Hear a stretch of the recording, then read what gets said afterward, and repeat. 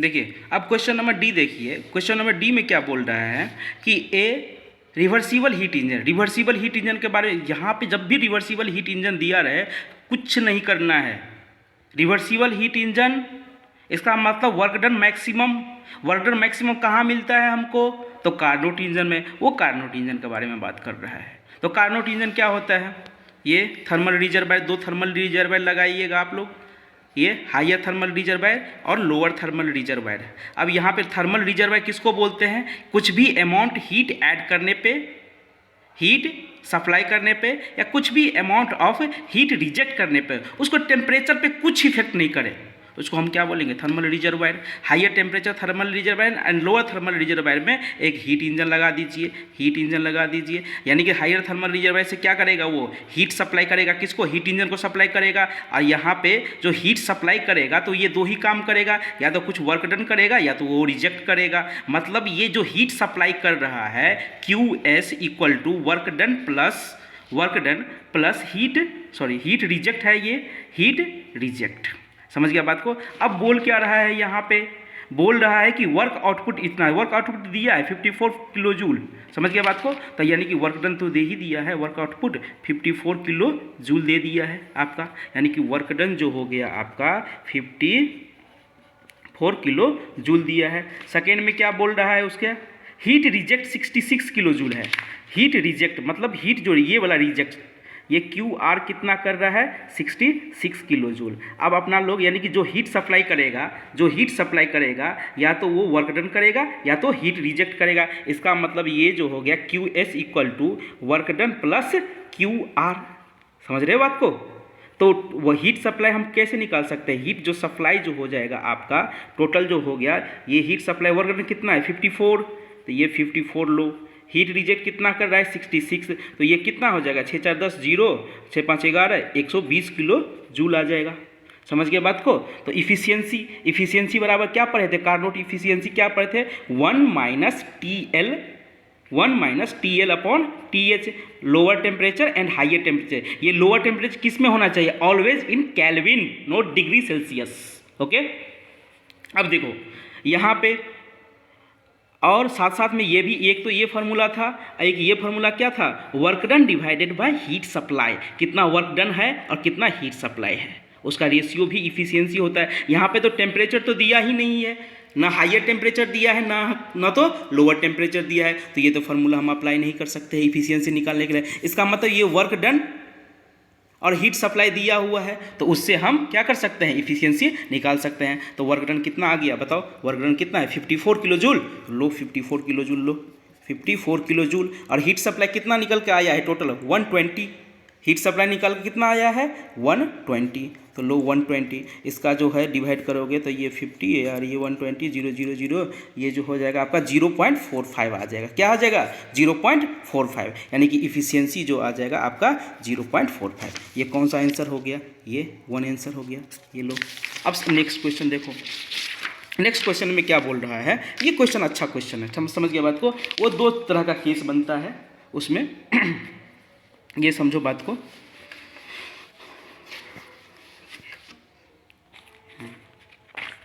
ये दो तरह का केस बनता है। देखो क्वेश्चन को पहले समझो, पढ़ गए। ए रिवर्सिबल इंजन समझिए, ये बोल दिया रिवर्सिबल इंजन जब भी बोल दिया तो Carnot engine operated between the temperature 900 kelvin and T2। 900 kelvin and T2 मतलब एक हीट कार्नोट इंजन है। लो कार्नोट इंजन इसका 900 केल्विन है और उसका एक हीट इंजन ऑपरेट कर दिए हो, और ये कितना टेम्परेचर है? ये T2 टेम्परेचर है, तो ये T2 टेम्परेचर है। अब आगे पढ़ो, जबकि देखो यहाँ पे लिख दिया है कि T2 इज लेस देन 900 के, यानी कि T2 क्या हो जाएगा? लोअर है। इसका मतलब हीट रिजेक्ट T2 पे होगा। And another reservoir heat engine between the T2 and 400, sorry T2 and 4, question देख लो, T2 एंड 400 केल्विन। अब अनदर जो रिजर्वायर है, अनदर जो हीट इंजन है वो T2, ये T2 हीट इंजन, और एक क्या है आपका? ये थर्मल रिजर्वायर 400 दिया है। तो ये एक हीट इंजन एक हीट इंजन 900 एंड T2 पे ऑपरेट हो रहा है और अनदर हीट इंजन जो हो रहा है आपको T2 एंड 400 पे ऑपरेट हो रहा है। यहाँ पे दो केस होता है। कौन कौन केस होता है ये देखो, ये वर्क डन W1, क्या कि ये first heat engine work done जो प्रोड्यूस करेगा W1 और ये जो प्रोड्यूस करेगा ये W2। एज्यूम कर लो। तो यहाँ पे दो केस बनता है। पहला केस कब बनेगा?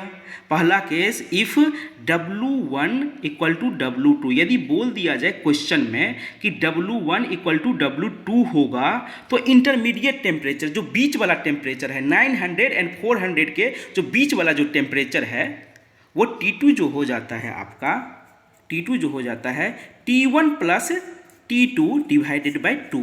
T1 मतलब हायर टेम्परेचर, ये टेम्परेचर, और सॉरी ये T3 हो जाएगा, सॉरी ये T3, ये T3। देखो तो ये हम क्या एज्यूम कर लेते हैं, ये T1, ये T2 तो है ही, और ये T3। तो इसका मतलब ये है कि जो वर्क डन हो जाएगा W1 एंड W2 जो इंटरमीडिएट टेम्परेचर जो हो जाएगा T1 plus T3 divided by 2, first condition. Second condition में क्या हो जाएगा, इफिशियंसी 1 इक्वल टू इफिशियंसी 2 बोल दिया जाए, यानी कि हीट इंजन 1 का efficiency equal to heat engine 2 का इफिशियंसी, दोनों इक्वल हो जाएगा। तो इस केस में T2 इंटरमीडिएट टेम्परेचर जो हो जाएगा आपका root under T1 into T3 हो जाएगा, यानी कि दोनों को मल्टीप्लाई करो और उसको रूट एंडर कर देना। ये एक्चुअली क्लास में हम डिराइव करवाए थे, उसी पर ऑब्जेक्टिव पूछ दिया है। अब देखो यहाँ पे पहले इंजन के बारे में देख लेते हैं। फर्स्ट इंजन में क्या है, हीट सप्लाई जो दे रहा है 900 केल्विन दे रहा है। जो हीट सप्लाई हो रहा है ये हीट सप्लाई QS। जो हीट रिजेक्ट होगा किस पे, जो हीट रिजेक्ट करेगा T2 पे हीट रिजेक्ट करेगा, ये QR मान लेते हैं। जो हीट वो रिजेक्ट किया है T2 पे वही तो सेकेंड इंजन का हीट सप्लाई बन जाएगा। जो यहाँ पे रिजेक्ट करेगा वो वहाँ पे क्या बन जाएगा, सप्लाई हो जाएगा, यानी कि QR ही उसका सेकेंड हीट इंजन का सप्लाई एनर्जी बन जाएगा। समझो बात को यहाँ पे।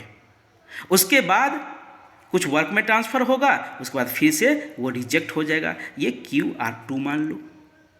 समझ गए बात को? तो या ये कंडीशंस याद रखना कि W1 इक्वल टू W2, तो T2 क्या हो जाएगा, इंटरमीडिएट टेम्परेचर क्या हो जाएगा T1 plus T3 divided by 2, और इफिशियंसी इक्वल होगा, ये डिराइव करवाए थे क्लास में, नोट्स देख लेना। Efficiency 1 equal to efficiency 2 equal to T2 equal to T2 equal root under T1 into T3। अब देखो ये क्वेश्चन में क्या पूछ दिया है कि if the work output of the both engine are equal, यानी कि वर्क आउटपुट इक्वल होगा तो लो, यानी कि वर्क आउटपुट इक्वल होगा तो क्या हो जाएगा, T2 equal to T1 plus T3 divided by 2। तो T1 कितना दिया है आपका 900 और T3 कितना दिया है 400 डिवाइडेड बाय 2 इक्वल टू कितना हो जाएगा 1300 divided by 2 equal to 650 kelvin. अब देखो ये क्या आंसर दिया हुआ है 650, थर्ड क्वेश्चन। अब ये क्वेश्चन देखो,